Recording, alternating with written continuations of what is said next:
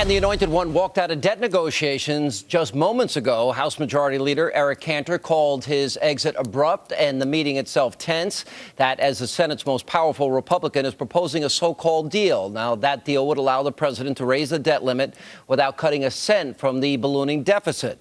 Now, that raises the question, is this what the American people wanted when they gave Republicans a huge, historic victory in 2010?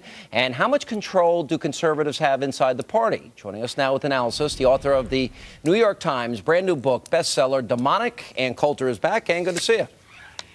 Good to see you, Sean. I'm so happy we're talking about the most important issue this week and completely disagree. All right, we're going to get to that in a minute, but President Crybaby, who, blames, everybody but himself, every poor little problem, the worst, I inherited this and Bush did this.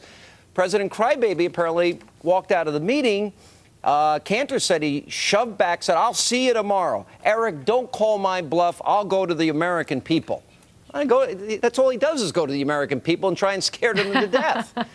What do you make of this president's? What do you make of his temperament now?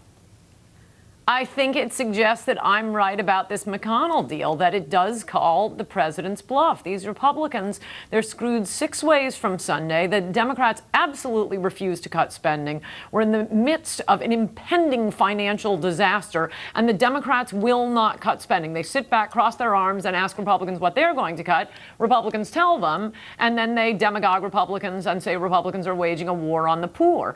And Republicans can't win because they only have a majority and 1/2 of one branch of government. So what McConnell does is say, and then they try to use the debt ceiling to force the Democrats, please tell us what you'd be willing to cut. But all we keep hearing about is the depreciation credit for private jets, which would save 0.007% of the budget. This is a mathematical certainty.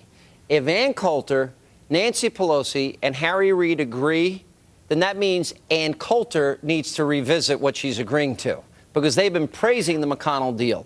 Now, here's the problem that I see with it. It's but you just asked me why Obama walked out on the meeting. I think he might be a little smarter than Pelosi. He's the one who has to come up with the spending cuts, not Pelosi. Yeah, but here's the problem.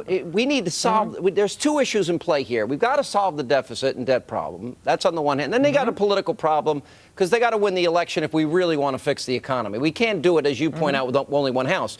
If you give Obama the ability unilaterally, which is what you're doing because you're not going to override his veto, you give him the ability to raise the debt ceiling $2.5 trillion and then say you make the cuts. He's going to use phony math, number one. Number 2, he's going to gut defense. Number 3, he's not going to. There's nothing he's going to do right with this. And I don't want to give my 13-year-old teenager the keys to the car. Well, that's going to happen anyway, because Republican spending cuts aren't going to get through, and Republicans will just look like meanies, as happened to Representative Paul Ryan for suggesting that we start doing something about Social Security 15 years from now, and he's treated like Hitler.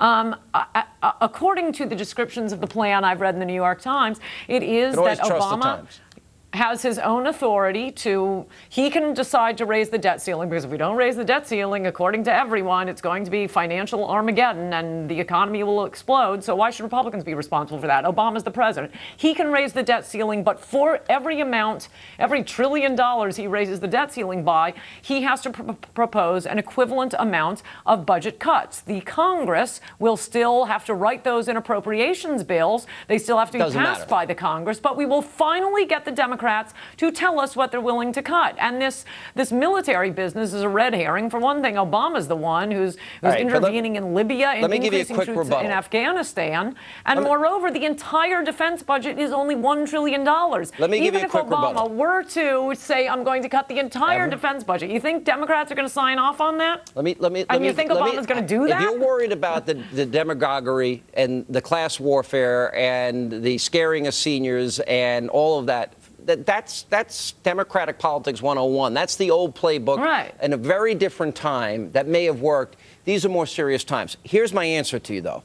If the Republicans in the House, the one House they control, if they agree, because I don't think I want to vote on the balanced budget amendment. I want them on record. I want cap and balance, but we're going to need a Republican Senate and a Republican president. In the short term, I want the real cuts, dollar for dollar, if it's going to be a debt limit increase.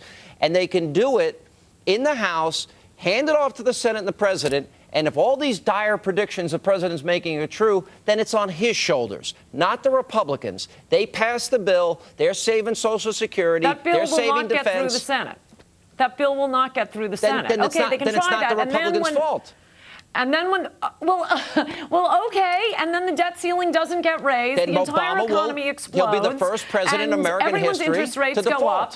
Our Moody's rating goes down, and that is all becomes Republicans' fault because they wouldn't vote for the enormous budget. They voted for a clean bill. Wait a minute, you're forgetting two things. No, they passed a bill raising the debt ceiling, saving Social Security. They can tell seniors what they did. All they're asking is dollar for dollar cuts, and then if Obama has the gall to do that, it's on his shoulders. Again, not only will we get no cuts, but Republicans will be hated by voters and voted out of office because the voters love their Social Security and Medicare. But I got to tell you something, Ann Coulter, when you agree with Nancy Pelosi and Harry Reid, you are in trouble. You're agreeing with Obama. He's I'm not agreeing with Obama. Obama doesn't want the Hannity plan. Trust me. He stormed out of the office. He's a big crybaby. What can I tell you? He knows he's going to have to finally tell us what he's going to cut, something the Democrats have refused to do now for, well, their entire lives.